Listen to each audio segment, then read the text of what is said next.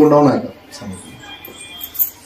सांगा. बरं, ह्या माझ्या सासूबाई यांची कंडिशन एवढी बेकार झाली होती की ते कॅन्सर आजार सुरू झाला.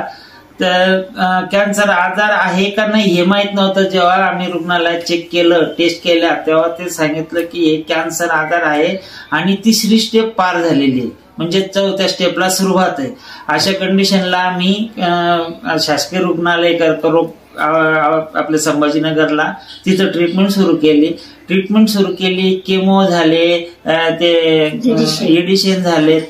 डॉक्टरांनी सांगितलं की आता केमो झालेत, एडिशन झालं, सगळं झालं. आजी एक तर कमकुवत आहेत, म्हातारे आहेत. आता इथून ट्रीटमेंट पूर्ण संपली. आता जे काय असेल ते घरी घेऊन जा आणि तुमच्या पद्धतीने सेवा करा.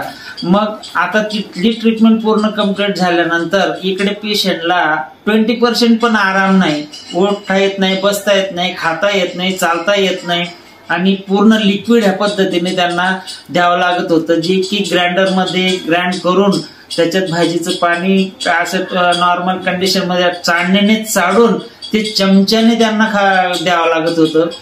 तर पण आम्हाला हे काय जे आम्हाला देवासारखे गडदे सर भेटले.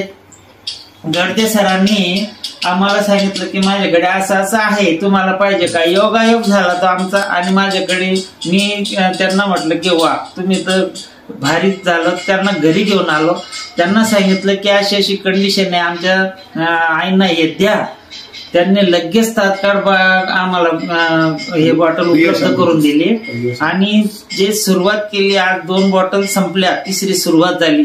ते 1-1.5 बॉटल संपायच्या आतच त्यांना खायचं, उठायचं, बसायचं, चालायचं, फिरायचं, अशक्तपणा हे सगळे गायब झालेत. आणि आज ते हाताने, त्यांच्या स्वतःच्या हाताने भाकर चुरून भाजीमध्ये खातात, पोळी चुरून खातात, चालतात. म्हणजे आज ते 3 टाइम त्यांच्या हाताने जेवतायत.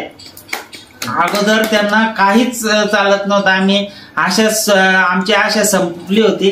पण आज आम्हाला हे अमृत ज्यूस या प्रोडक्टने एक नवीन जीवदानच भेटलं आणि तेवढं आमच्या आईंना आयुष्य भेटलं. बरं का, तुमचे आम्ही आभारी. हा.